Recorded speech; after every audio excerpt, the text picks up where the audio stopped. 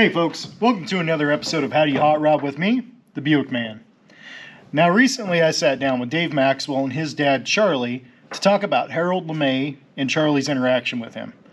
Now, if you recognize that name, Harold LeMay, that would be the same LeMay as in the LeMay Museum over by Tacoma. Charlie was actually Harold's right-hand man, so the stories are pretty amazing about all the stuff they got to do. Go get your popcorn, get something to drink, and get ready for this nice long episode of How Do You Hot Rod. I'm going to get back to working on this 40 Buick, get the new heater hose installed, and maybe go drive it. You guys have a good one, and enjoy this episode of How Do You Hot Rod.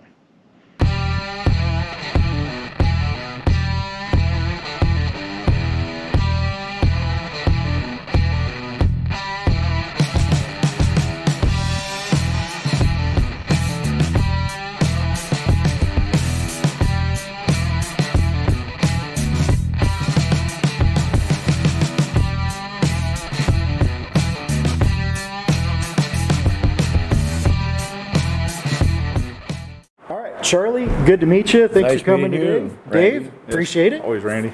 All right. So you used to work with Harold LeMay. I actually did. I was in the grocery business for 34 years and was involved with their car collection. And then one day, out of the clear blue sky, Harold called me up and he says, "Charlie, I want you to come to work for me." And I says, "Harold, you're crazy. I'm a grocerman. I don't know anything about garbage. I'm a grocer." And he says, "I know three things. One," he says, "I can trust you. Two," he says, "you're a good manager. And three, you'll learn." So I went to work for Harold LeMay after 34 years managing in the grocery business. Well, Charlie, how'd you end up meeting Harold? Well, actually, I had a 47 Mercury sedan that I used for my everyday work car, and a guy in the early Ford V8 club came by trying to find out which box boy in the store was driving that old car, and it turned out to be the manager, and that was me. And so I became friends with him, and then he introduced me to Harold LeMay, and from there it just took off. We saw eye to eye on a lot of things, and our car club, the early Ford V8 Club, Cascade Regional Group, actually started the very first car show or annual event for the LeMays in 1978. From there, each year it just grew and grew and grew. And of course, being in the grocery business and used to doing display work and stuff, Harold would say, "Well, can you make a display of this, or can you make a display of that?" And so from there it went from building things like a one-room school to a gas station, to a grist mill, to a general store, a soda fountain, and it just snowballed from there.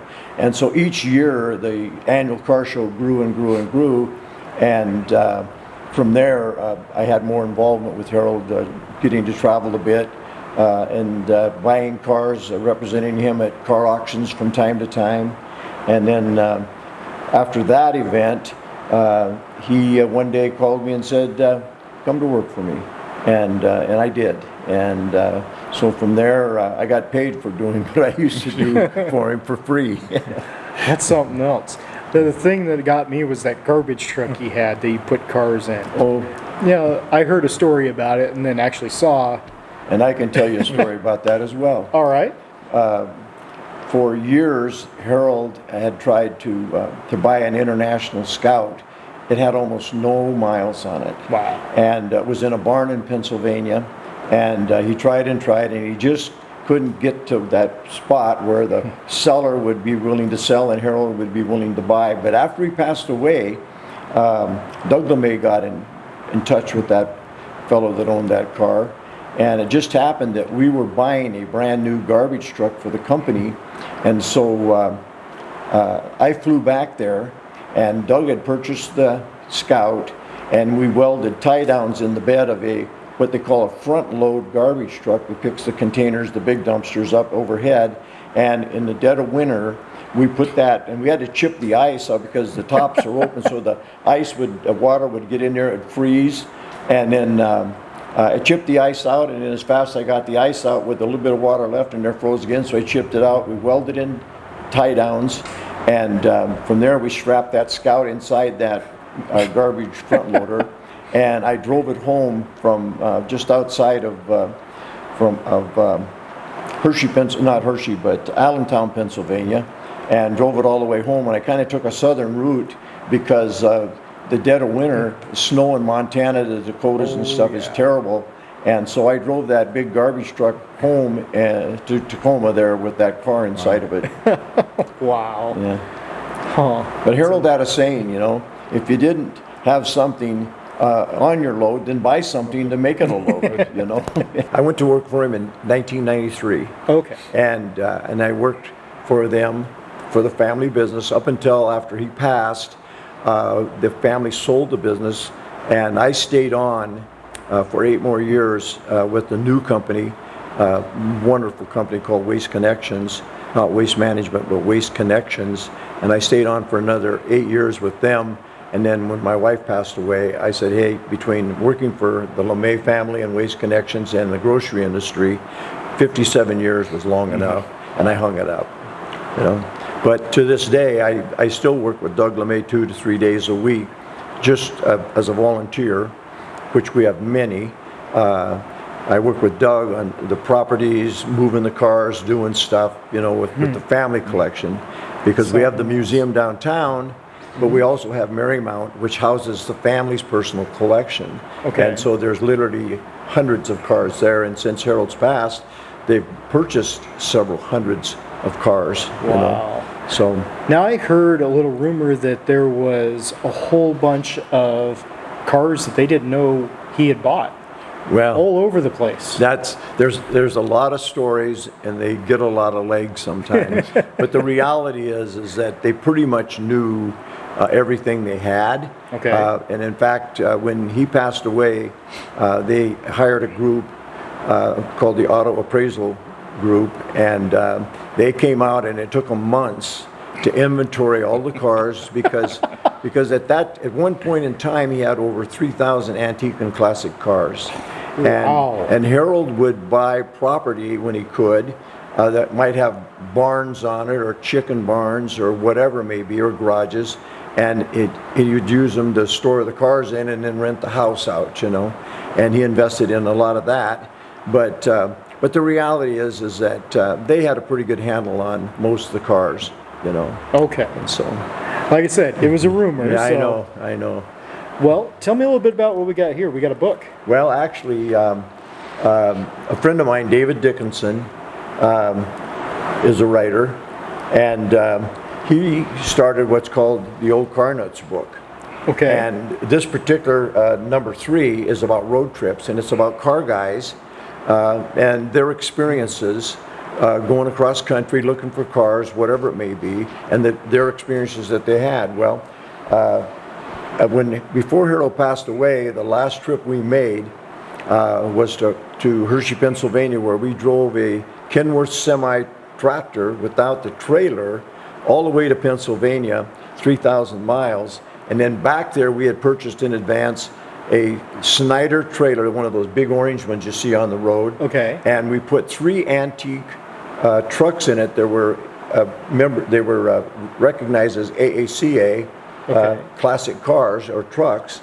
And we put 3 of them in there, along with all of the memorabilia he bought at the Carlisle swap meet, the Hershey swap meet, and then, of course, the Amish auctions and garage sales and stuff. We wrapped and packed, and we drove it 3,000 miles home. Well, when I found out David Dickinson was doing a story on road trips, he asked me if I'd do a story, and so I did one, and it's called On the Road with Harold LeMay, and it's about that trip. Now, that trip was really unique in that Nancy, his wife, not very tall. You talk about being short. She's shorter than you. And she grabbed me by the shirt, and we had the semi there in the yard at her home and Harold's home. And she grabbed me by the shirt and she said, "Charlie, promise me that he'll get a hot meal every day," because he was getting very frail. Okay. And I said, "I will." Well, it turned out when we made that trip that when I spoke at his service after he passed away, I said, "I thought she said a hot meal each way," because we only stopped in Myrtle, South Dakota, where our friend has the Pioneer Car Museum, and Dave Geisler. We stopped there going and coming back Dave was never home either time, but there's a restaurant next door, and we ate in the restaurant. But other than that, we ate in the cab of that semi, and we had a sleeper because Harold liked to eat healthy. He'd have his veggies and his special crackers and cheeses or whatever it may be. And so basically we didn't stop in restaurants. We didn't stop in motels because we had the sleeper and stuff. That was just Harold, pedal to the metal down the road. I heard he was pretty energetic and he was all in on stuff when he was doing it. We had a difficult time when we had management meetings for the garbage companies. In our conference room was his exercise machine, and then he had these big elastic bands that were mounted to the wall, and we would have, and he'd be walking on the treadmill, and he'd be pulling these bands, to work out, and finally we'd get to a certain point. He says, "Well, now are you guys done with me?" And well, yeah. And he was off of that treadmill, and his rollback truck was parked right outside the door because he was going to get in it to go chase another car. So one thing I love is that thrill of the chase, getting to buy something. I'm guessing you've dealt with that a few times. Oh, many times. Tell me a few stories there. Well, one time we went over to outside of Moses Lake, Eastern Washington, to buy a particular truck, and it had a lot of provenance. But the truck went really high. It was a Model A truck and stake bed. And but there was another one there that was actually a better truck. Well, we wound up buying that, and so Harold reached in his pocket and he handed me a roll of money, and he says, I have property down in Outlook, Washington. I want to go down there and check on it.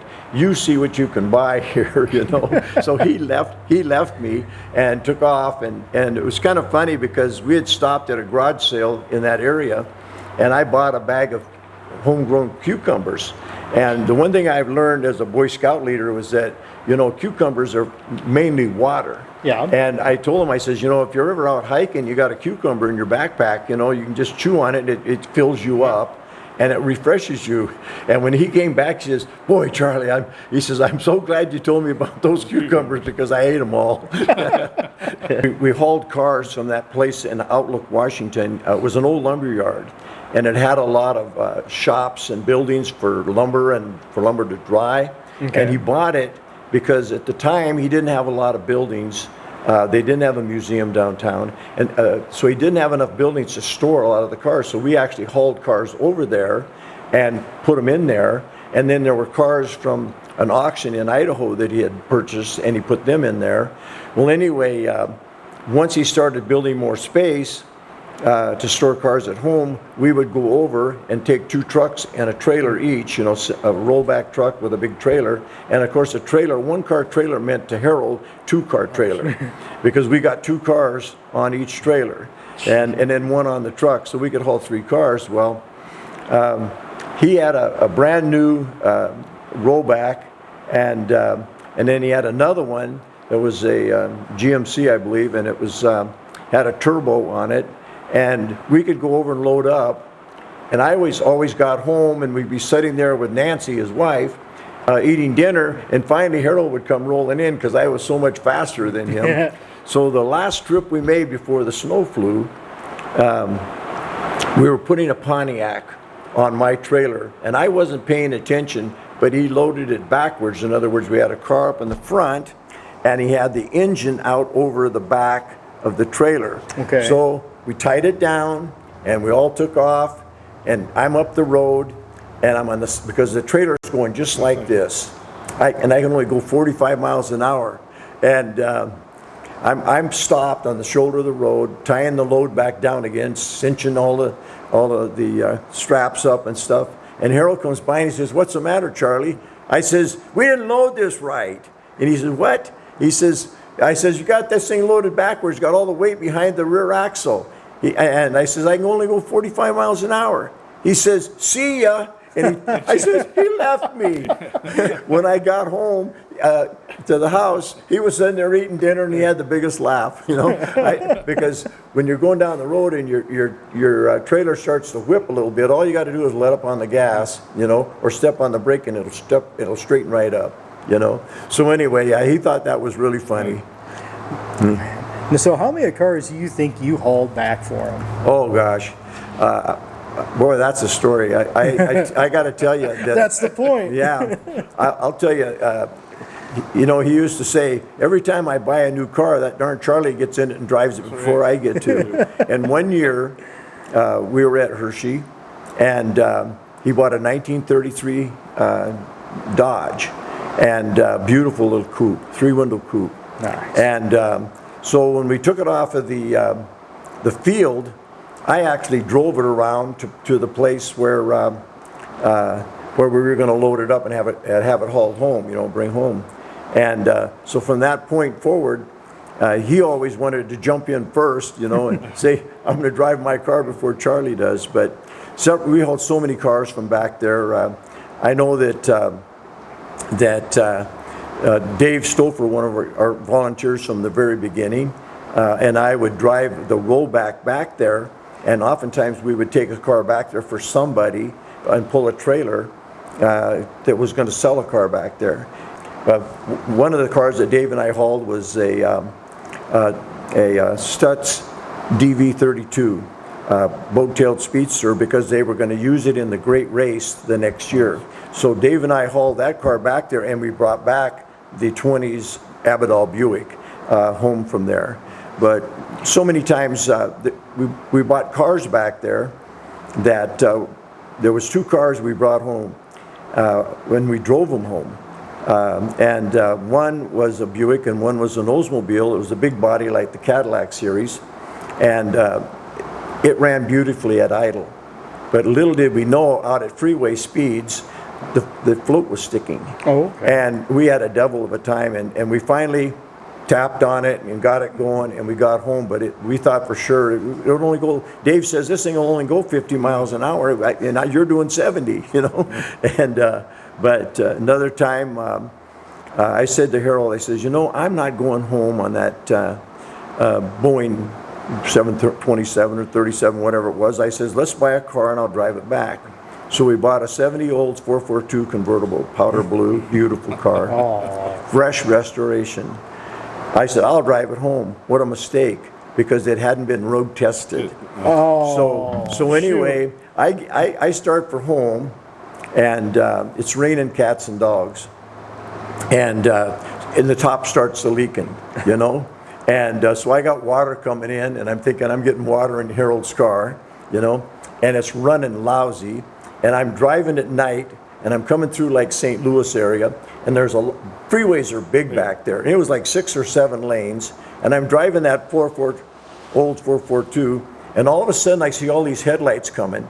And it's a bunch of these little Ford Mustang 5 liters. It's a club, and they're alongside me, and they're and they're wanting to see what you got, big boy. And I thought, I don't want anything to do with these guys. This thing is like coughing and sputtering and everything. Finally, they gave up. And they all took off, and you could see them in the rain going down the freeway, and they were just flying. And I got off that freeway, and I pulled into a gas station and slept in the car for the night. And the next morning I got up and I pulled the plugs and I put in new plugs and got it running as best I could, and I came on home. And when I got to Montana, the highway, the freeway was diverted. It was shut down for construction, and they diverted me off the freeway onto a dirt section, and it was red gumbo mud. And that Olds got covered with that red gumbo mud. And I thought, here's Harold's car. And so I went into, it was like Butte, Montana or someplace, and I went into one of those car washes where you can use the wand, and I pressure washed, and I cleaned that car up. And I no more than got back on the freeway, and all of a sudden I see the blinking lights of a state patrolman. And he pulls me over, and you know, Harold was famous for, he didn't believe in breaking the law, but testing it, you know. And all we had on that thing was a Mr. Goodwrench license plate on that. There we have nothing. And he pulled me over, and he says, you know why I pulled you over? And I said, no, I wasn't speeding. And of course, in Idaho at the time, you could go as fast as it was what is it? Something practical and prudent or something like that, you know. Conservation laws in Montana, and there was no speed limit. And so the guy pulls me over, and he says, well, the real reason I pulled you over, he says, I love cars. He says, can I take a look? And I said, sure. So he looks at the car and he said, will you pop the hood? And I popped the hood. And he said, boy, this is really nice. He says, where did you get this car? And I said, well, my boss bought it in Pennsylvania, and I'm bringing it home to Tacoma. Tacoma? You drive all the way from Pennsylvania to Tacoma? I said, yeah, we do it all the time. And he said, well, how many cars does your boss have? And I says, well, at that time he had about 1,500, 1,800, somewhere in there. And I told him, and he says, you got to be kidding. Who is that guy? He said, well, I tell you what. He says, I'm training a guy in that patrol car. He says, I'm training him, and he says, I got to make this look official, so I'm going to write you up a ticket, but don't do anything with it. It's nothing but a warning or whatever, but don't respond to anybody. And he wrote me up, and away I go. And I did have a trip permit that's only good in the state of Washington, but I said, I got a trip permit, and he says, well, fill that out. And I put it on the windshield. I was supposed to put it in the back, but I didn't. And he let me go. And so when I told Harold what happened, he just shook his head. He couldn't believe it, that I did that. But yeah, another time he bought a 37 Ford Phaeton, and I put it on the rollback, and we only had just the rollback without a trailer, and I headed for home. And of course, Harold filled it up, and I mean the insides of it were full, and because it was a Phaeton, the windows are they're glass, but they slip in, and then if there's a center post, and you take it out, so all of the windows completely come out of it, and they're like a canvas with isinglass, Okay. So anyway, we took those off because we didn't want them to blow out on the way. Well, I got into Ohio and I got into a rainstorm. Uh-oh. And it's raining sideways. And I'm thinking all of this stuff, there's paper in there, and it's going to get ruined. So I pulled in behind a grocery store, and I climbed in their garbage dumpster, and I dug out a bunch of cardboard, and I stuffed it in there and forced it in there to where I sealed it off so it couldn't get wet, And so then I drove on to Deer Lodge, Montana, where he had purchased a 37 Ford Roadster, and it was in the Towe Museum, T-O-W-E, Towe Museum there at the prison at Deer Lodge. And Harold had purchased it in advance, so I was to come back, I was to pick that up. So I went to the museum, they got out the car. I felt really bad because the guy that restored that car was like 85, 90 years old. And here one of his projects was going away. He almost had tears in his eyes. I felt terrible. And I got it on the wheel lift. I picked it up with the Stinger, the wheel lift, and I tied it down really, really good. I didn't want to lose that car. And I pulled across the street to a motel and got a room, and then journeyed on home. And I told Harold about my experience, and he said, well, boy, you sure had that car tied down because it wasn't going nowhere. So did you have a love for cars before working for him? Well, I loved cars. I told David here the other day, I said my first car, a 1948 Chevy, two-door sedan. I was just a kid, didn't even have a license yet. I paid $25 for it, and I made payments on it. My second car was a 47 Chevy Coupe, and I traded my L.C. Smith double-barrel shotgun for it, and boy, I miss that shotgun. The one beautiful thing about my career with the LeMay family and in the food industry is that I was able to do a lot of different things, and one of the things that was my passion was putting on car shows to support communities, chambers of commerce, Rotary clubs, Boys and Girls clubs. And when I went to work for the LeMay company, that gave me an access to a lot of automobiles if we wanted to supplement what came. And we started a group in Lakewood called Partners for Parks. And one of the things we did was put on car shows every year to raise money to improve the park situation in that city. It was a fairly new, young city. Okay. And so we put on car shows. It was really rewarding to be able to go before the city council and the mayor and city manager and present a check to them for $100,000 for park improvements. Wow. And that was made possible because of the support I received from the LeMay family and the business community that sponsored our car shows and stuff. So I've done that for almost 50 years, put on car shows. Wow. And But every show that I've ever been involved in, and I never did it by myself. I have tons of friends, and do it with my friends, and we put on shows. But everything we ever did was to give all of the money after the expenses, and we were really frugal about how we spent our money, but went back to the community. It wasn't for profit to buy ourselves jackets or shirts or this sort of thing. All the money, every nickel went back to the community. Wow.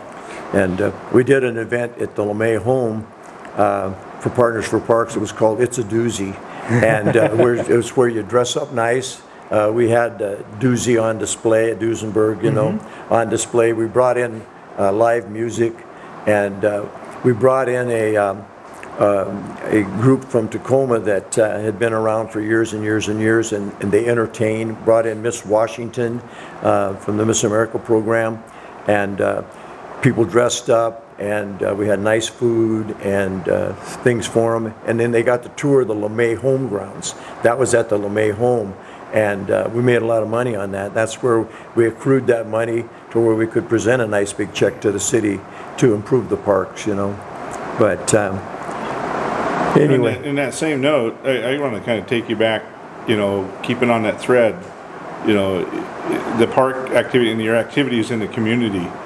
Yeah. Between the local community, the military is another. I mean, that's a whole nother segment chapter right there. Yeah, your support of the military, and I can say that, 30 years in the military myself, is that, amazing that, and I only know pieces of it. Well, myself, because we've done a lot of things together with the military. Yeah. What branch were you in? Air Force. Air Force. Yeah. And were you? Never. Okay. And I envy my son, because if I'd ever chose to enter the military, it would have been the Air Force. And both my sons were Air Force. My daughter married Air Force, Susie. But going back to supporting the community, that's the one thing that Harold instilled in me. He said, Charlie, we've got to give back to the community that supports us, because we don't manufacture anything. All we are is a service company. People have garbage and recycling, and they want it removed and get away. They don't want to see it again. Right. And so because of that family support, they never turned me down when I said we need money for this, or we need to get involved in that. Maybe we need to provide trucking. There was a group called Keep Lakewood Beautiful, and where when they first incorporated, there was a lot of the streets were in poor condition. The islands, the traffic diversion was nothing but gravel, which attracted litter and campaign signs. And we put topsoil in there and made them nice and green, and fixed them up, and so Harold's, they supported that kind of stuff. But we did car shows, all kinds of car shows to raise money for the chamber. Boys and Girls Club, we started a Boys and Girls Club. The first nickel we ever made for that new Boys and Girls Club in Lakewood was from a car show that we put on at Pierce College, and Harold was very supportive of that. Wow. Yeah. Sounds pretty nice. The one thing about the LeMay family was that we were right up against the military. The military bases are right there. Yeah. And so we had to contract with the military. And so every year, or every few years, they have what they call a rodeo. And that's where the Air Force Air Mobility comes in, and they have all their competitions on being able to serve the needs that when they make a mission and this sort of thing. And Dave one year was actually one of the judges for the rodeo, and we provided all the garbage and recycling for them. We were out there. We were sponsors for them. We supported the 50th anniversary of the Air Force. We had a special event for them at Marymount Academy. Interesting. And a lot of the higher ranked officers went on a boat ride, and some of the junior officers were all at Marymount. And when they found out that the junior officers were at Marymount, they said, we wanted to go there. Yeah, it was pretty hilarious. But we've had a lot of military events to support the military. One time, I got an invitation from the base commander of the 62nd Airlift Wing, and he says, I want you to bring Harold LeMay, and he says, I've got a general coming to town, and he says, for lunch, and he says, I want you and Harold to come. Well, Harold thought we were going to a luncheon where there's like 100 people or something. Well, we get to the officers club, and there's this private room, and it's set up for 4 people. And we go in, And it just happens to be this general was a big fan of Corvettes, you know, and he loved cars. And so we went in, we sat down, had a wonderful lunch. Harold, they got to ask him a million questions, and of course, he loved the military, because when an airplane flew over, he says, "Oh, I love that sound. That's the sound of freedom," you know. But we came in there and we had that lunch, and when we left, we got out in the parking lot, and he looked at me and he says, "Wow." He says, "I thought we were going to a luncheon. It was just you and me and those officers." He was so overwhelmed, you know. But so many. One time, the commander of the 446 Guard, was it 446? Yep, reserve unit. Yeah, 446 reserve unit was going to a new assignment, and he wanted to have a thank you for the civic leaders that supported them. And so we had hosted a party at Marymount for about 100 civic leaders, and we had to keep it really hush-hush because Jay Leno was coming to entertain the troops, and he was coming to our party. So I picked up Jay Leno in a Cadillac limousine that was used in all the president's men, and it had the presidential seal on the doors. I had a military escort, I had a police escort, and when we drove down the road, people thought the president was in town. Oh my! And then Jay came, and we had a private party for the civic leaders. Thank you.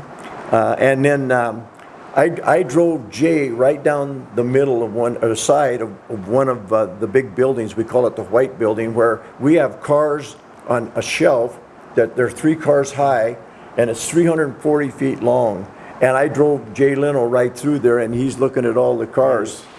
He entertained them there at the party, and then I drove him back to McCord, where in the hangar they had 3,000 airmen, and he was going to do his show for them.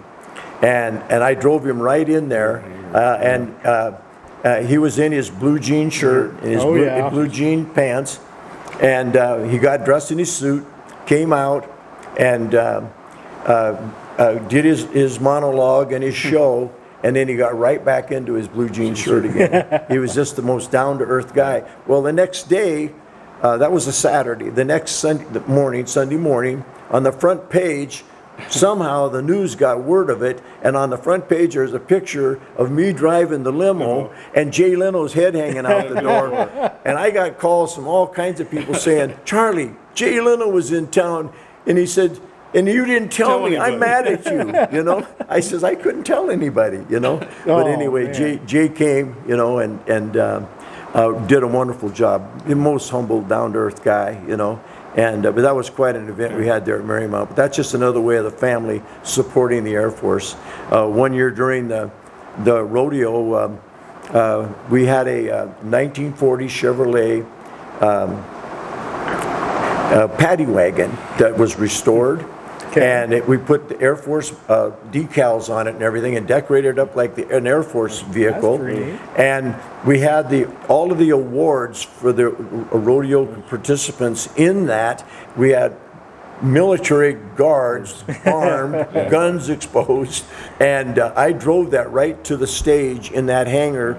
They popped out, watching everybody. They unloaded all of the awards, you know, and then I backed it away from the stage, you know, and then they did the awards presentation. But that was just some of the fun things we could do with the cars, and we do it today.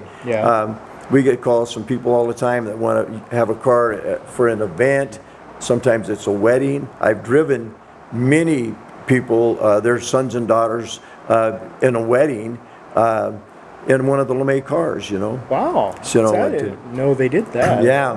And all we ask for is, if you feel inclined to make a donation, we would appreciate it to the Family Foundation, you know. Wow. So.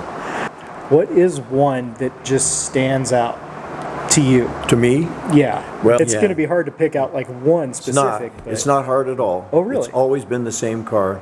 The one car that's always been my favorite, it's actually a 1958 Chrysler Dual Ghia, made with 56, 57, 58 Chrysler parts, and it was built by Ghia in Italy. And what's impressive about the car is that built in 56, 7, 8, was that it looks like an 80s Mercedes in a lot of the styling and design. It looks so far ahead of its time because, 1957, 58 cars were kind of square and boxy. This car is not square and boxy. And this very rare car, there was only a few of them built, and Harold has a beautiful example of it in the family collection. That car has always been my favorite car. Huh. And I'm a Ford guy, Mercury guy, but that car has always jumped out at me. What specifically is it about that one? Well, is it the style? just the style. Okay. Just the styling. It was like this car shouldn't have been built because it's like Back to the Future or something. You know what I mean? They It was like, they designed it before what it should have yeah, been. before the time. Yeah, you're ahead of yourself. Get back in line. But that car's always stood out to me. And there's so many beautiful cars in that collection. And the nice thing about it is I've got to drive a lot of them. And Now that right there is yeah. that's got to be amazing. And I have to say this about the LeMay collection is that there was 8 children, 3 of them have passed away. Doug LeMay has the passion to carry on the legacy of his family. So Doug LeMay and I do what his dad and I did for many, many years. We go back to Hershey together. We go to Arizona to the auctions together. Huh. And the only difference is that he's retired because the family sold the business, and I'm retired now that I left the company they sold to. But we work together to maintain and carry on the legacy of Harold, and that means a lot to me. And that's where my affection is and passion is to continue that legacy. Okay. Harold and I and Nancy and we're all down at the Portland swap meet, and Harold said, "Charlie, will you drive me to the airport?" And I said, "The airport?" And he says, "Yes." He says, "Brian Nelson Jones, who was named after Byron Nelson Jones, the golfer." Brian was an auction company. He had an auction company in California, and he was selling an estate that had multiple Cadillac cars in it, vintage Cadillacs. And he says, "Brian sent me airfare and he hotel accommodations. He wants me to come, and I don't want to be rude and say no, I can't make it." So I took him to the airport. And he says, "You got to pick me up tomorrow." So I took him to the airport, and he flew away the next day, and he says, "But I'm not buying anything." Well, the next day, I picked him up at the airport, and I said, "Well, Harold, how many did you buy?" He said, 5. Well, he bought these 5 beautiful Cadillacs, and there's several of them are just stunning. They're all stunning for that matter. But wasn't that long after that, and a fellow drove in the yard with his wife, and they had a beautiful 57 Chevy convertible. And Harold was in the process of restoring a 57 Chevy convertible at the same time. He says, "I want to sell this car," and he says, "It's pretty rare. The color's really rare." And Harold says, "Well," he says, "I got to tell you," he says, "I'm restoring a 57 Chevy right now, and believe it or not, it's the exact same color." And he says, "Get in my van and we'll drive over to my restoration shop and I'll show you." So he did, and he came back, and Harold says, "Well, what do you got to have for the car?" But he says, "I got to tell you, I just bought 5 Cadillacs in California, and I don't really need to buy another car today."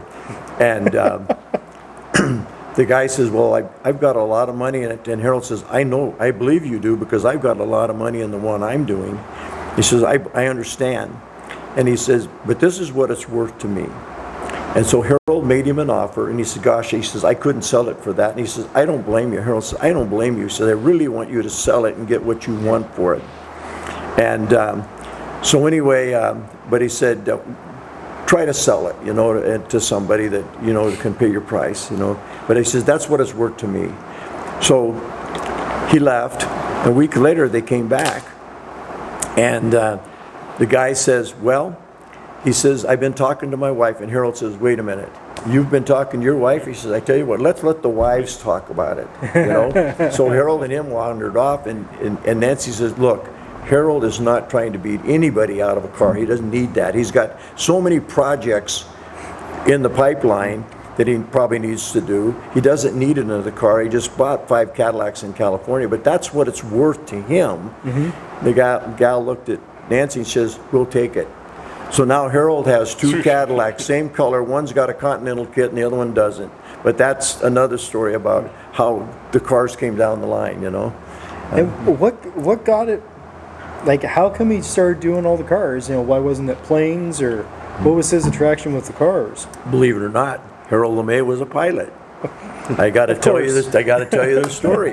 He had a friend that was a journalist, and he published aviation news.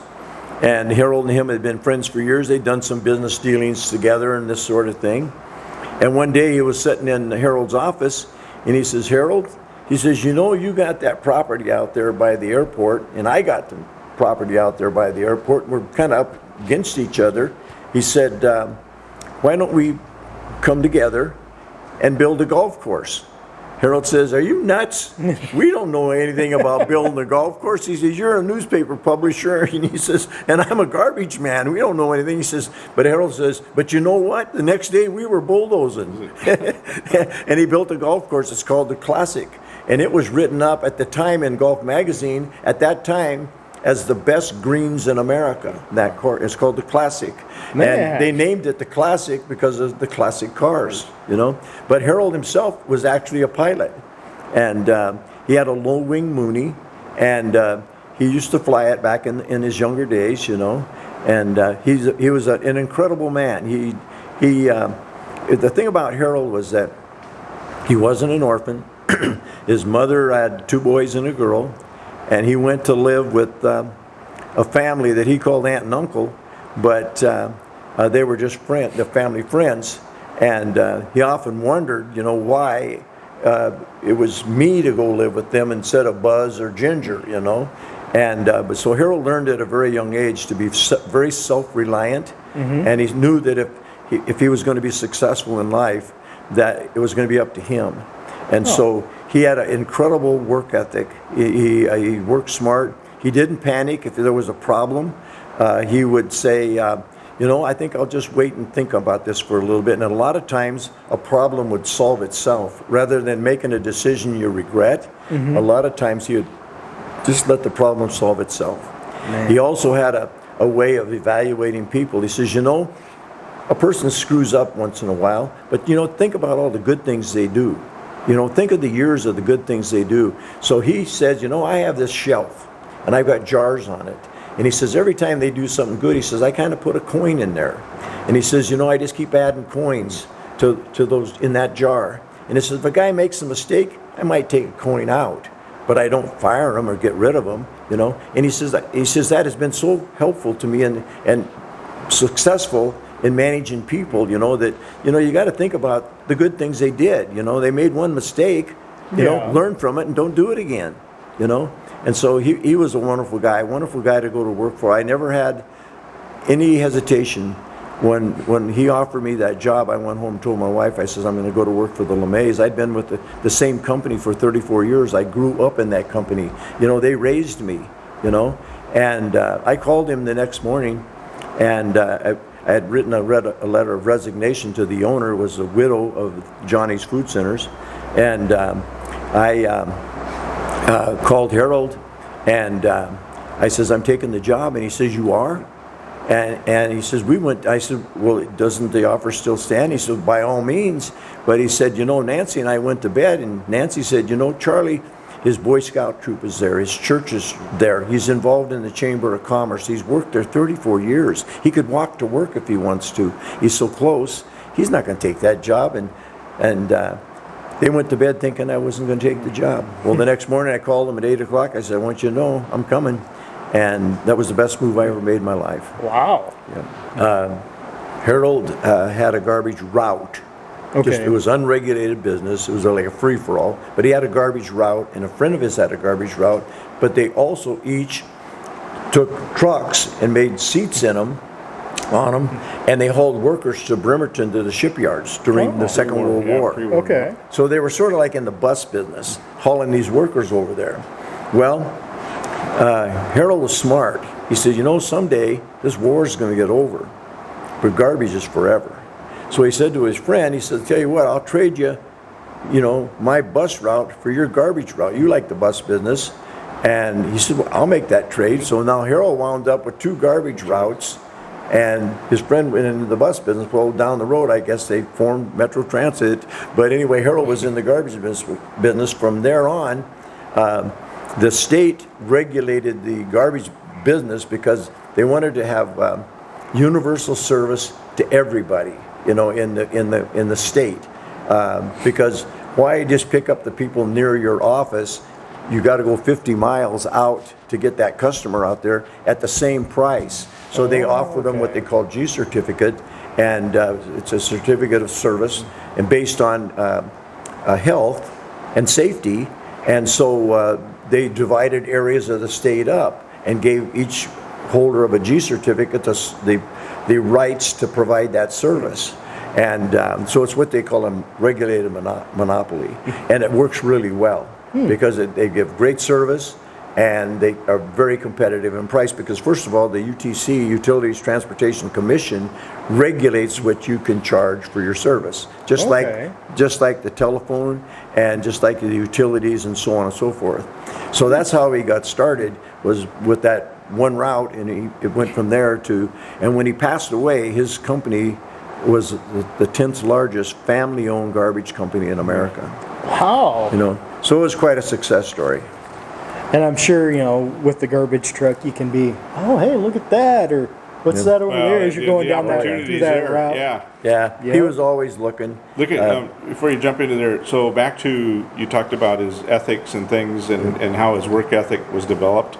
The story about the dog, and the chickens, as a young kid. Oh, yeah. He, one thing, when Harold went to live with the family out at Kapowson, he had his chores he had to do, and one of his chores was to get the chickens in the hen house at night. And he had a little rat terrier dog, and he'd go in that chicken house at night, and there was rats in there, and they were running here and running there, and that little dog would chase one, and he never got a rat. He said, but Charlie, that dog got smart. He says he'd stay focused on a rat, and bingo, he'd get him. He says it was no time. He got every rat in that hen house. He says, I learned from that dog. Stay focused on your objective. Don't be chasing this idea and that idea and this one and that one. Stay focused, you'll get a lot more done. He says, I learned from that dog, So that was one of his business philosophies, stay focused. But, and the other thing about Harold was when he went to live with them, I guess he was around 8 years old, and he didn't want to go. And the family had a baby grand Chevrolet touring car. And the gentleman said to him, get up here, Harold, this is going to be your car. And he jumped up in the front seat with him, and down the road they went, in that touring car. And he always loved baby grands, and so we've got a couple of them in the family collection, these baby grand Chevrolets, and they're just what they call baby grand, just a little higher level of quality or price range of car, And but Harold always loved those baby grand Chevrolets, Man. If I remember right, there was some old farm equipment, old tractors too. Lots of tractors, a lot of military equipment, weapons carriers, you name it. A tank? Yeah. and just a landing craft. There's a landing craft at the house. It's a military landing craft that we haven't ran it in years, but it's suspended so that the tracks, we can start it up and actually the tracks will turn, I mean, there's just all kinds of stuff like that. He loved old stuff, and he couldn't stand throwing stuff away, Harold always made sure that at the end of the day, he made sure that Nancy's hobbies were just as supported as his hobby. And Nancy collected dolls. She had thousands and thousands and thousands and thousands of dolls. Wow. And so when he built a building, he always made sure there was space somewhere for Nancy's dolls. And in one particular case, there were these 2 parallel buildings, and he built right over the top of it. And what he did then is made like a Ford room up there, but in another area where the roofs would come down, you can't get a car in, we put in antique windows, old windows and stuff, and Nancy had doll displays in there. So Interesting. throughout the family collection are these thousands of dolls. But so Nancy was very much a participant in their travels, for the cars, for the display. To this day, she's the queen mother of the family's annual open house car show, and very supportive. And she knows she's so appreciative of the literally hundreds of volunteers, and she says that all the time because she is so humble. But one time at an auction, Harold was sitting kind of down in front, and Nancy was behind him, and he was bidding on a '57 Olds J2 convertible, and didn't realize it. Turned around, and the person bidding against him was Nancy. So then the auctioneer kind of said, well, no, wait a minute. And they got to a certain point, and the family that owned the car, they had gone on their honeymoon in that car, and they weren't sure they wanted to sell it. And finally the auctioneer said, well, do you want to sell it or not? You know? And so they said, yes, we'll sell it. So Nancy actually cost Harold an extra $2,000 because she ran him up. He called me up and he said, Charlie, I'm going over to Lakewood. He said, I want you to come with me. He says, Barney's fabrication shop is shutting down, and he says there's a lot of old stuff there, and he liked to go and dig through old stuff, you know. And so we went over there. We wound up putting an old camper body on the back of his rollback and tying it down, and he got a bunch of other stuff. And on the way back, we kind of drove through the neighborhood by Pacific Lutheran University, and there was a garage sale. And he drove by it, and I said, Harold, you never go by a garage sale without stopping. And he says, I want to go around the corner. He says, this house on the corner here, I own that house. He says, I don't want to park my truck in front of somebody else's house, so we'll walk back. So we parked it and we walked back. And when we got there, the gentleman selling his dad's stuff, and there was a lot of old car parts and this and that, and Harold was in hog heaven. And he says, I know you. And Harold says, you do? And he said, yeah. He says, you're Harold LeMay. He says, I am. And he says, how do you know me? And he says, well, you were good friends with my dad. And he says, who was your dad? And Harold says, oh, yes. He says, oh, I miss him. And they talked, and he had a bunch of old car seats there, and he said free on them. He says, Charlie, get those seats, I need those, you know. So I load them in, and that over the, buy that and this and that. So I'm loading this stuff up, and we didn't have room left on his truck, so I'm loading it in the guy's pickup. And his wife comes out and says, why are you putting that stuff in my husband's pickup? He says, I'm not taking my father-in-law's stuff to my house, you know. And anyway, he says, I said, oh no, I says, your husband's going to haul it down to our restoration shop. So I kept loading it up and stuff, and when it got time to go, Harold looked at him and he shook his hand and he said, thank you for talking to me. And because he was so humbled by the fact that he would recognize him and speak to him like that, because he never put himself above anybody. He was the salt of the earth. And so we went and unloaded that, and Harold said to me, he says, Charlie, you want to go somewhere and get something to eat? And his way of thanking you was feed you, or do you want to go home? And he called spaghetti macaroni. He says, you want to go home and see if Nancy's got any macaroni to warm up? And I said, I like leftovers. I said, let's just go home. So we went to the house after we took care of the business on the truck and stuff, and we went to the house, we had our lunch, and we said our goodbyes there in the yard. And I said to him, we had this saying about getting the rats in the hen house. I said, well, Harold, I said, we got our rat. He says, yep, Charlie. He said, we did. We got our rat today. And I went home, and the next day he was stricken with a heart attack, and he lived on life support for a week. And then we held him in our hands and arms. I was with the family, all of us around the bed, and he passed away in our arms. And but I'll never forget that last day. Yeah, we went to that garage sale, and he was so humbled that somebody would take the time to talk to him. You know, he was just a gentleman. You know. Wow. Yeah. Seemed like he was very approachable and like just liked people instead I got to of tell you that we would after go to, the stuff. Yeah. Oh, he loved people. That's one reason he did the car show, because people would bring their cars so he could look at their stuff, you know. And he had a trick he used to play with somebody come in the yard. He says, "Can I see your keys for a minute?" You know. And then they'd give him the car keys, and he'd take off running. And he'd say, "Now you know how I get all these cars." but that's the way he was, you know. He was so approachable. We would go to a swap meet, and so many times we'd just get in the gate, and all of a sudden there's 50 people standing around him wanting to ask questions and just talk to him.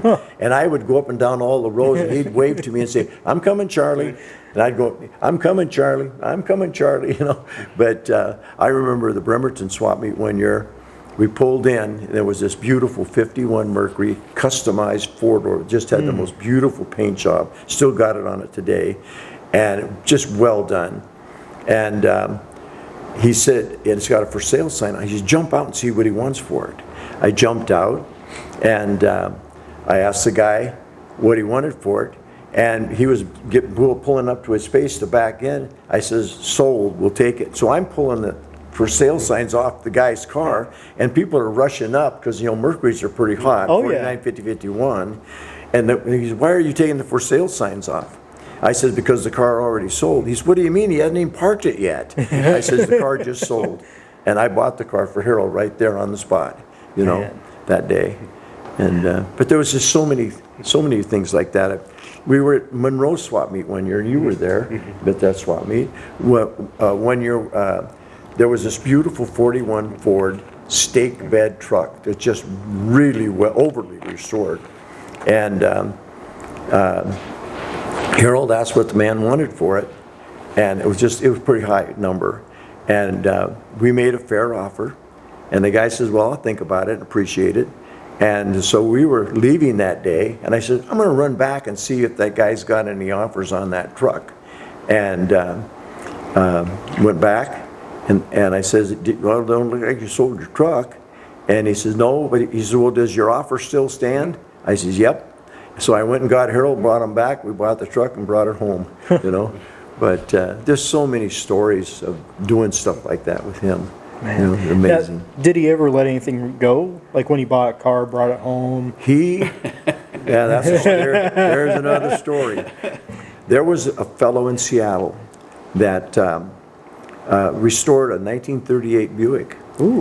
And dual side mount, big car. Oh. And they spent years with him and his buddies, and they were older guys, and restoring that car. And the day they took it out for the first test run, a bonehead T-boned them right in the side and basically totaled that car. And they were all heartbroken. I mean, this guy died probably with a broken heart. He had spent years restoring that car. It was his love, and his family knew it. Well, the car became available, and Harold bought it and actually put it back together, had to reframe the car, but put it back together. And one year at our annual open house, the family came, and they said, "We would dearly love to buy that car back. It was so important to our family." And all of us rode in it, grew up with it, and we know how much our uncle, dad, whomever, loved that car. Would you consider selling it? And Harold says, "Well, I don't normally sell cars, but I will sell you that car." He did. He sold him that car. And one other car, a lady came, and she just bugged him about a 31 Nash sedan. Just had to have that car. And kind of square-looking body, four-door, nothing special. And so he told her what he wanted, kind of gave her a deal, and she bought the car. A year later, she came back and drove it to the show. And she says, "You know what, Harold? I'm going to sell that car, and I'm going to give you first chance." And he says, "You know, Charlie," he says, "I paid more to get that car back than I got for it." He says, "I learned one thing. I'm a really good buyer, but I'm a terrible seller. I am not selling another car." And he didn't. Wow. And it wasn't for any reason other than, and parts, because he may be restoring something where he needed the parts. So he had just a trove of parts. I mean, I hauled armloads. You know, when I was younger, I had big biceps. I ain't got them no more. I'm 81 years old. But I can tell you, I walked miles with heavy parts. It seemed like he always bought the heaviest stuff for the big cars, you know. And if it wasn't house jacks, it was floor jacks, or it was heads, engine blocks, you name it. But Hey, when you find a good deal. oh yeah, but he had tons and tons of parts, you know. He had bought over the years, you know. And so yeah.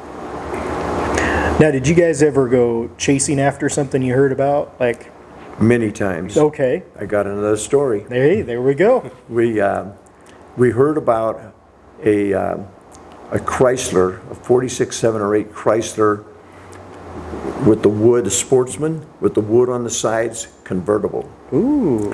And it was in an old garage on Queen Anne Hill in Seattle. And we were on our way to the Peterson Petroleum Museum in Belltown, there in Seattle. And anyway, on the way there, we were going to stop and look at this car. And we pulled up, and I went up and knocked on the door, and a little old lady came to the door, and she was kind of hesitant to let me see it.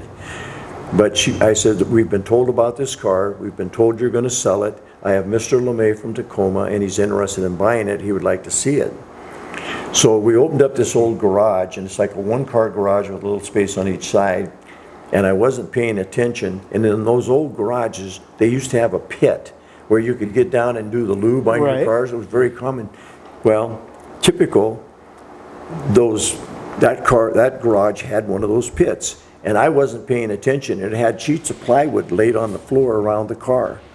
Well, I was walking around the car, and all of a sudden my leg broke through the plywood, and that pit was filled with water, greasy, oily, stinky water. Now we're on our way to the Peterson Petroleum Museum for a banquet. Now here I am, clear to my hip, in this stinko water.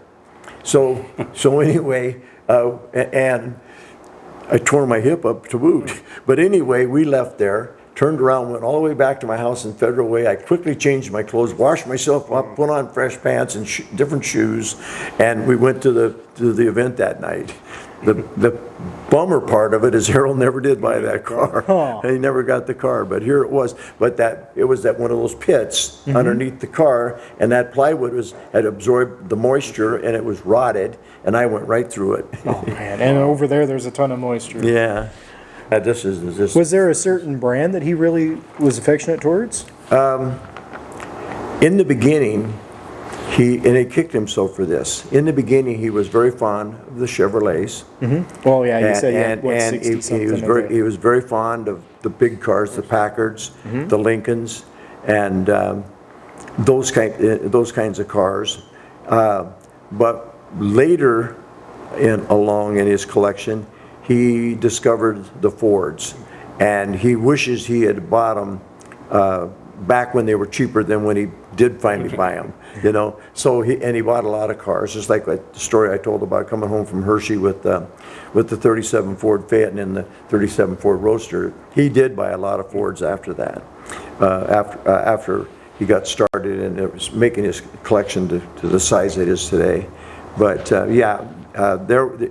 was one mark that he wishes he had bought early on, you know, because they were reasonable, you know. Yeah. He was a member of the Model T Club, he was a member of the Model A Club, he was a member of the Early Ford VA Club, the Antique Car Club of America, you know, he was a member of all of that, you know, that everything there. But he always told a story. People say, well, what's your favorite car? And he said, you know, at that time he had 16 grandchildren, and he says, I love them all. And he says, that's the way I think about cars. He says, I love cars. He says, I love cars, boats, planes, and trains. You know, he says, I just love those types of equipment, those types of vehicles, you know. And he says, I just love them, you know. You know, I've heard, you know, his goal was to collect Americana from the view of the automobile from the beginning to current. I mean, you know, we talked about people, you know, collecting cars that people would never think would be collectible and why. Yeah. You know, the Ford Taurus, right? You know, people go, what? Well, it was the first car that was ever designed by a computer. Really? on a computer. It was the first CAD car. I did not know that. And cars had significance, even though they were some of the most, the AMC Pacer, right? And it's in the collection. It's in the collection because it had such a significance. Yes. To the development of automobile and how it interacted with people. Yeah. And that's his collection. Yeah. It was built on that, right? Well, right from the beginning to the to late vehicles, why they were so desirable to him, because they represented automobilia. Yeah, because I didn't even get to that point. Yeah, there's all the signage and everything Oh my there gosh. too. Fire apparatus. There's millions of dollars worth of collectible signage Signs. and stuff. Oh, Neon, signs. porcelain, you Yeah. name it, gas pumps. But the thing about the car, and Harold recognized this, is what role in the automobile, whether it was a truck or car or whatever, what impact it had on America, the development of America, our culture, our industry, and this sort of thing, where we are able to no longer with horse and buggy did you need to do it, but you could do it with a car, and get it to market sooner, or provide a service that you couldn't provide before. But he was fascinated by all of that, but there was just so much stuff. When we first built the general store in the Ford room, he didn't have a lot of memorabilia to put in there, and being a grocer, I always collected a lot of that vintage stuff. Well, I put a lot of my stuff in there, and if anything ever happens to me, that stuff that's on that property is going to the foundation. Oh, okay. It's written, Doug knows it, Nancy knows it, but Harold then started realizing the value of some of that memorabilia, and so then they started buying a lot of that memorabilia, and to this day, Doug still buys it. I see something, it's a heck of a buy, I'll buy it, and I know I'm going to get paid. In fact, the only time Harold ever scolded me, and it wasn't very bad, but is when I let somebody outbid me, and you don't ever do that again, and I did that at a estate sale, and he just says, don't you ever worry about me paying you, because we'll make it right. And that's the relationship that I have today with Doug LeMay and Nancy and the family, and that's the way the LeMay family is. I'll tell you one quick story. Is one year we were at the Puyallup Fair, and the last thing we always do when we're at the fair is to go by the Fisher Scone booth, where they're making these scones, and you get a baker's dozen, and there was thousands of people lined up, to get the scones to take home. They're delicious. They got jam and butter in them, and they're good. But anyway, this little old lady looked at me, and she says, I was wearing a LeMay shirt. She says, "Oh, are you a LeMay?" And I said, "No." I says, "I'm a friend of the family." She says, "Let me tell you something, Sonny." She says, "If you're a friend of LeMay, you are family." And this little old lady, about 85 years old, she says, if you're a friend of LeMay's, you are family. And that's just the way it was. At the dinner table, Harold sat on the end, Nancy sat on the right, and that plate on the left is Charlie's. And everybody respects that. Today, Nancy's got her spot, Charlie's still got his spot, and Doug LeMay, the son, has his spot at the table. And that's just the way it is. Their family is, they go at great lengths to thank and to show their appreciation for all of the volunteers. We have 400 or 500 volunteers. Wow. Yeah, so. Now I got to ask, Charlie, what do you have car-wise? I have a beautiful 1951 Mercury convertible. Mm-hmm. The one you were talking about earlier? Yeah, earlier. Okay. And I have a 46 Ford body that I wanted. It's a two-door. And I wanted to make it a 46 Mercury two-door because they made very few, in 46, 7, and 8, they made very few Mercury two-doors. They did make them, but they're very limited because the Mercury thing was about the convenience for women. Were getting a lot of independence. They were driving, shopping, working, and getting the kids in and out of the car and groceries and stuff. They made four doors. And then I've got a really nice 67 Ford 500 GTA, that got damaged coming home from the Arizona auctions, and I got put aside. And then now I want to get back to work on it, and then I went modern, and I bought a 2000, what year is it, 5 or something like that, 5. PT Cruiser, yeah, PT Cruiser convertible with a turbo, and Okay. it's a really nice car. I don't drive it in the winter, but and then I have a 63 T-Bird in ownership partnership with Doug LeMay. That was from the movie Flubber. Oh, yeah? Yeah, you know, the cars they did. Yeah, that was one of the prop cars, you know. Oh, neat. And what else? Altogether, I think I've got 10 vehicles.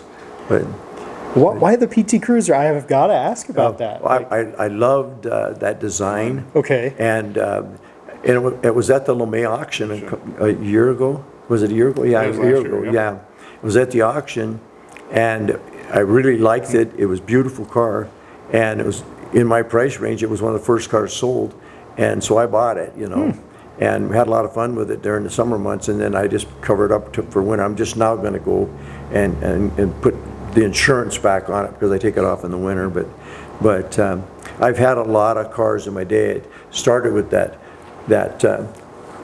47 Mercury, you know, but I've had a really nice 50 that I restored, and 63 S55 convertible with bucket seats, floor shift, and 390, and it was a super nice car.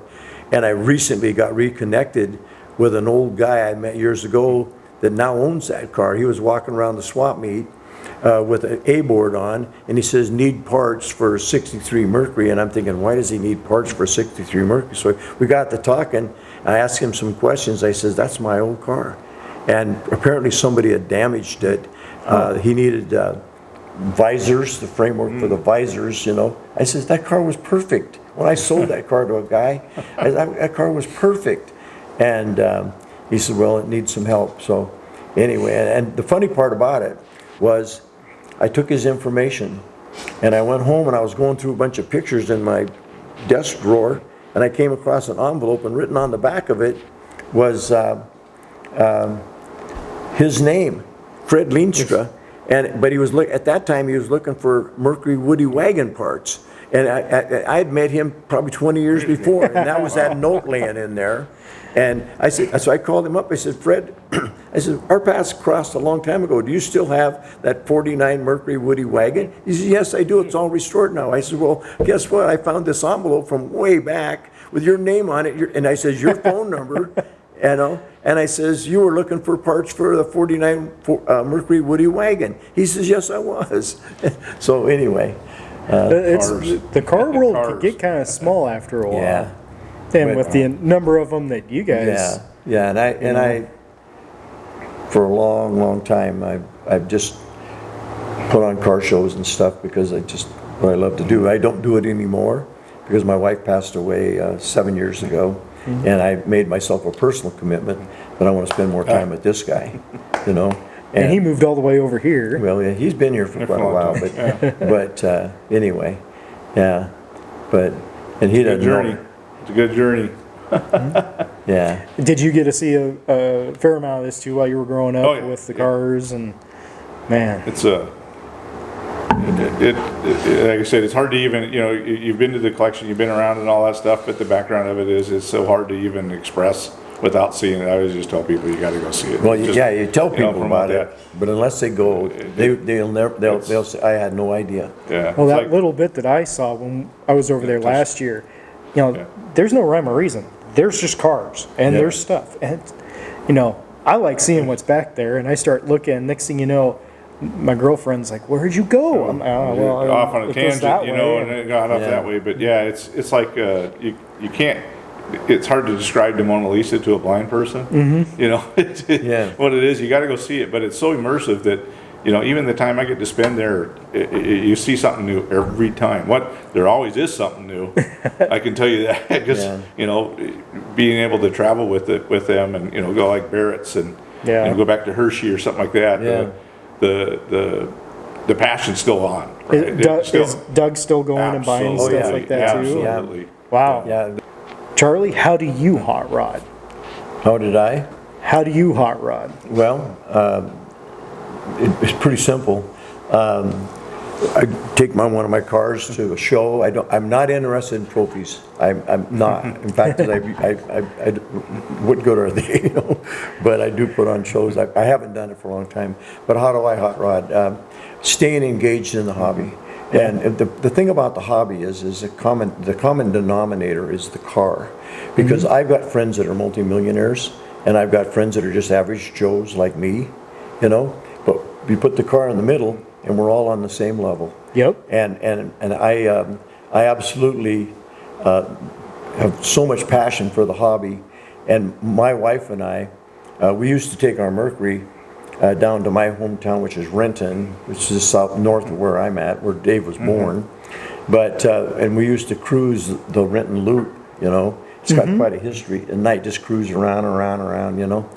And I remember one time we took the Mercury down there, and we're cruising the loop like we did when I was a kid, you know, with my 47 Chevy and my 48 Chevy, and a group of teenagers pulled up with a fairly modern car. The car was packed with kids, and one of the boys leaned out the window and says, "Hey, mister, aren't you a little old to be cruising the loop?" And I said, "Hey, Sonny, I invented the Renton Loop." Right. He says, "I believe it, cool car," and they took off. He said, "I believe it." And I got to quit doing it. But I can't quit buying stuff. I mean, you know, it's like garage sales, and it's like car auctions, and it's like memorabilia and antique stores and stuff. And so I still do that, you know.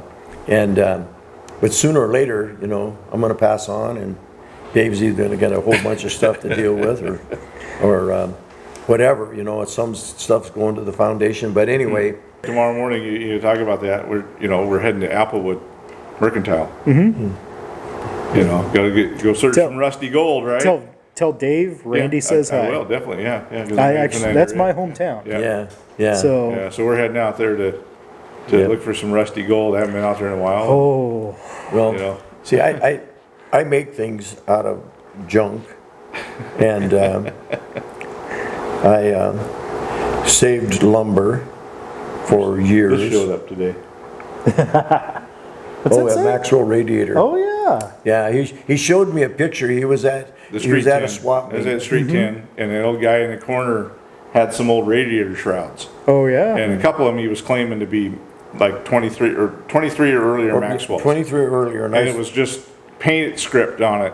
And I was like, I don't know, but so I took pictures of it, sent it to him. I says, hey, this guy's got these, you know, I'm thinking Maxwell stuff. I'll hang it up, right? Yeah. I mean, it's the name, right? And I sent him pictures of it. And I was like making an offer. I was working on an offer to get them both, because I'll keep the best one and sell one or something, you know, or do some picture framing or something out of it, right? Yeah, that's They not a weren't bad even idea. close. He says, no, they don't even look like Maxwell's. Yeah. You know, I knew. And he says, I knew it then he wasn't says, don't do that. 'Cause Yeah. he says, he's got it taken care of. And that's what showed up today. Yeah. See, now I got to That's- research Maxwell's, because I They're pretty neat. Yeah, pretty I neat car. probably had heard of them, but there's so many car makes back then that Yeah. it seemed like everybody was building But they're cars. affiliated with Chrysler in the early yeah. day. Okay. Kind of think of it this way. Once you get into the automobile hobby or whatever generation, you know, like he got into it, well, the DNA falls downhill, right? Yeah. And now the second generation of broke is here. You know? So, Charlie, thank you very much. I appreciate it. Dave, Always. good seeing you. All right, so there you have it. A bunch of the stories associated with the LeMay Museum, Harold LeMay, Nancy, and Charlie.